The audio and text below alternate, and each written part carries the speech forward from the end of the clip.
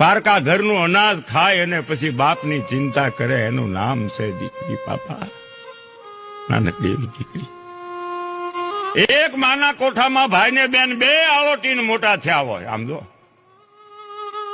પણ દીકરી તો દીકરી છે. એને જયારે ઉંમર લાયક થાય ને બાપ એને હારે મોકલી દે ને, તારે દીકરી બાપની પાસે કાંઈ માંગતી નથી. હો બાપા, એને જે કાંઈ દે ને એ લઈને વહી જાય. પોતાના બાપની સંપત્તિ પોતાના ભાઈને હોંપતી જાય.